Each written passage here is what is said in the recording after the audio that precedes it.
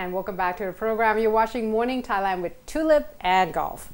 Now let's move on to another news because we have once again the visa stickers that has been missing. Apparently this time is quite a lot. I mean, in Malaysia we say 300 sheets altogether. At this point they found that in the Netherlands they said that Thai embassy here, well the foreign ministry, were sending these particular stickers to the Netherlands and it was missing during the transportation. 2,000 of them. 2,000 sheets. Not the stickers, the sheets. Like the entire sheets. Then how many stickers for a lot? Yep. Right. What would they do with visa? Oh yeah, well, we know what would they do. Exactly. We have been reporting the arrest of many foreign gangs and trades. Or, you know, one of them wants to be a soccer player, obviously. Okay. Yeah, the Nigerian man that was arrested, he said that he wants to contact because, you know, we have like a big soccer we have the soccer league. Exactly. So a lot of people seems to comes from African country as well, like, you know, the continent. Okay. So a Nigerian, Sudan, we have seen several of them. But this is the Netherlands. Yeah. It's different continent. So who knows? Maybe you from there to come here. Okay. God knows why, but they say that this is during the transportation on the 8th of July.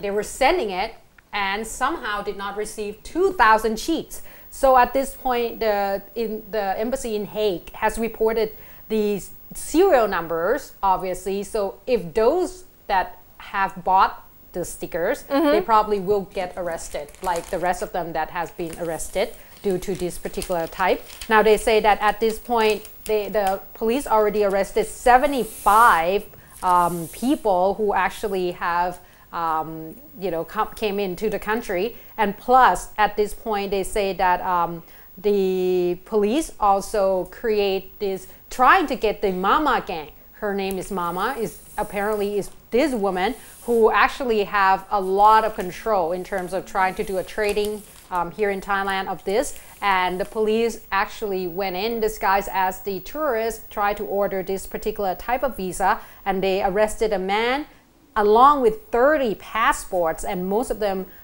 various type, some from Nigeria, some from Uzbekistan, and they say that they sell it for only 1,000 baht each.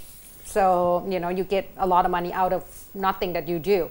At this point, they said already that the foreign ministry along with the custom department will actually make a press announcement today at 10. So we're probably going to hear more about it in terms of why would it happen and such. But as for the situation in Kuala Lumpur, the Thai embassy in Malaysia, they said that they have done a lot of investigation but have not really found the connection yet, whether or not. But they believe that it's got to be someone inside because it reached the embassy already and it's leaked out. That guy that get caught, the Nigerian guy, they must be able to track something from him. Yeah, that's what they were trying to say. And I think that probably at 10 we're going to hear more in terms of who is this person, because apparently everyone talked about this person called Mama. Okay. And it's a Thai woman. So we're probably going to hear more about her, this Mama. Sound like woman empowerment year. Yeah, not in a good way, obviously. It is, she got a lot of power, but not good power. Now, moving on to another case very quickly here, we have a report of the resort in Summit Island that are being torn down. 3 of them altogether: Muk Summit Resort, Unseen Resort, as well as Ploy Summit Resort. Now, all these resorts are actually located in the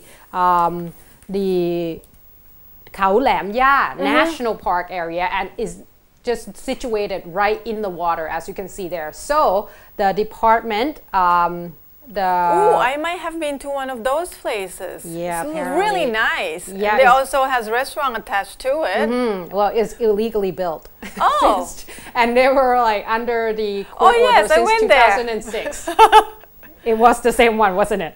Now, the minister Kun Wichet Kasem Thong Si of the Natural Resources and Environment Department Ministry has came up and actually went to the site himself along with the entourage to actually see this happen. He said that for those of the people that actually went into the area illegally, he will tear them down. So make sure that you're not above the law, that's what he said, and even for the fishery ministry that actually have all this research in place around the area and build all the infrastructure, they have to remove those as well. At this point, they say, once again, at 10, a lot of people actually, a lot of things going to happen at 10. At 10, there will be calling off the meeting for 434 cases of the resorts that went into the Thaplan National Park. They're going to actually have a meeting and talk to that and see whether or not how to tear them down and such. And plus, all the expenses from this tearing down will actually be billed to the owner themselves. So they're going to have to pay for this as well. Okay. All right. So it's a lot of resort. We think it's so nice and look like in Maldives it's actually illegally built. Exactly. That's, you know. Anyway, move on to the next news. It's it's coming back. H5N1 influenza. It's actually not in Thailand. We haven't found any infection in Thailand since year 2006. It was the big epidemic back then. Right. In 2006. But the public health ministry just want to be on high alert and want the public to be very cautious if you were coming in contact with dead birds.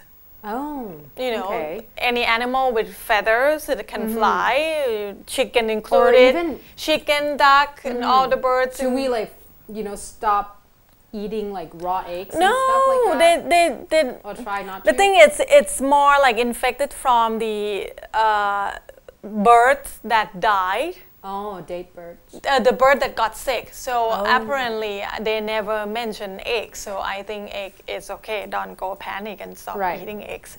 Anyway, it's become alarming because in the first 6 months of the year 2013, there's a report of 24 infection in 6 countries, and those 6 countries are in Asia, which is Egypt, Bangladesh, China, Cambodia, Vietnam, Indonesia, and out of 24 infections, 17 died, and half of those people that die, actually more than half of people that die were in Cambodia, which is too close to Thailand. Right. That's the reason the public health ministry have to come out and be alert on it.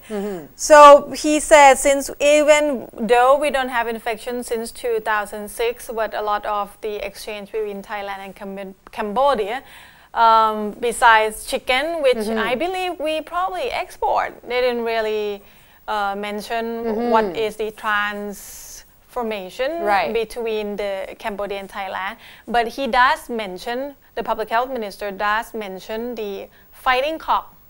Right, because that might be the animal that transfer this disease between Thailand and Cambodia. Apparently, it's still very popular around the border. If people that went to Cambodia got sick from this type of disease, and when they come back here, that's when the outbreak starts as well. So when you find dead bird, just don't touch it, you know, and don't eat it. Don't you would think try that's to a common sense, hey? There will be some people that saw dead bird and they were talking about chicken or a duck here. They might think, oh, it's edible.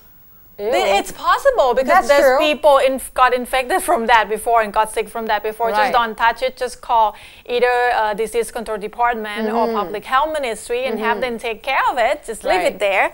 And you can call 1422 for 24 hours. It's the hotline of the disease control department. So they can take care of it. If you're infected with H5N1, chances you will have respiratory problem and people die because of the symptom. Yeah, and people die because of respiratory system failure. You will have, of course, it's one of the virus, so high fever, but you will have problem with your lung, especially if you have problem with pneumonia before. So just watch out. And I think at this point, if you know someone that went to Cambodia and come back with, ask them whether he eat birds. Well, or come back with weird symptoms, you know, as such. That means that it's probably not safe to actually be too close to them anymore, Right. and perhaps make sure Just that drag they that person to the hospital and get it checked. exactly, because it could be that they could infect themselves with that. Right. Now, with one last news before we go to a break here, apparently there will be a meeting of the Taxi Association, Siam Taxi Cooperative. At this point, they say that today they are going to come right here in Thailand at the parliament around the government house area. And they say they started at 5 a.m. So it's quite early in the morning. That means that they probably started already. And they say that at this point, at about 8 o'clock, that's when they're gonna try to make sure that the situation will actually be escalated, because they will try to contact the government to actually send in the open letter, requesting that there will be a lot of impact for them on the price hike of the LPG that will start in the 1st of September. Apparently, at this point, they hope that the government can help them with 3 things altogether. So one thing would be that the helping the taxi to actually increase the LPG, but just slowly, not too fast. That's what they say at this point. And they also talk about the help the police to be able, or the government to be able to stop all the LPG gas station that's selling the gas higher than the market price, or the price that has been docked or marked. And they say that at this point the ministry, the Commerce Ministry, has put it at 22 baht per liter, but a lot of places were selling the taxi driver at 25 to 26 baht. So it's already higher than it usually is. Exactly. So it's they always have to higher crack than, down on those. So it's always higher than the announced price. So, and the third one is the fact that sometimes taxis stopped to, I guess, to accept the passengers if they say that they want to go somewhere, and passenger selection. Exactly. But that's the thing. It's interesting because it's come from the cooperative themselves. So the taxi driver themselves actually requesting the government do something about it, the transport ministry do something about it. So that means that maybe people in the cooperative did not agree with some of the taxi drivers who probably are not belongs to the cooperative, and pretty much decline to receive any passengers. Even just right here, you would think that the short distance, the taxi wouldn't deny the passenger for the short distance. We have that before too. I was just in front of Central Ramanai and asked the taxi to just to drop you drop me off here, and it's like 10 minutes for an easy 35 baht. It was it's not even. It's like 5 minutes. It's not even past 35 baht. They said no. I asked them why. It's like, oh, we have to send in our car. It's like, dude, but you park there, you are parking, you're not moving. If you have to send the car, isn't it easier to just use the short distance? Exactly. Right. But that's the thing, like, I think that the last one is good. I like the last one, that, you got to report for Anyway, something. we're going to take a short break, and of course, when we come back, the reform committee, the forum has started over the weekend, and also another protest. Of course, from the farmer protest. Power rubber farmers, so please stay tuned.